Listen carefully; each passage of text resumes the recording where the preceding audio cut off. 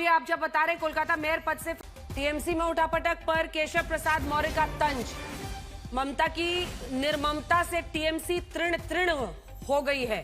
Keshav Prasad Maurya UP वाले उप मुख्यमंत्री टीएमसी में उठापटक पर अपनी तरफ से टिप्पणी कर रहे हैं, तंज कस रहे हैं। उनका ये कहना है कि ममता की निर्ममता की वजह से ये सब कुछ हुआ है। अनुपम, जल्दी से आपसे कमेंट में इस पर चाहती हूं, क्योंकि अब बड़ा चैलेंज तो सामने दिखाई दे रहा है।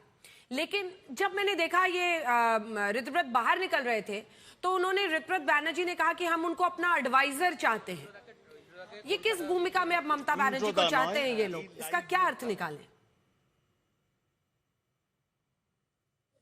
जी देखिए, इसका जो मुझे अभी तक समझ में आ रहा है कि ममता बनर्जी शायद ही ये जो प्रपोजल है, ये जो अपील की गई है, इसको मानेंगी। और ऐसे में जब वो परिस्थिति आएगी जब ममता बनर्जी नहीं मान रही हैं, तो ये लोग खुद को, जो महाराष्ट्र में जिस तरीके से 2022 में हमने देखा था कि एक धड़ा खुद को असली शिवसेना बता रहा था, तो मुझे लगता है कि ये पूरा का पूरा मामला उसी दिशा में जा रहा है और कोर्ट में भी जाने वाला है ये मामला। अगर ममता बनर्जी नहीं मानती हैं तो कोर्ट में जाएगा।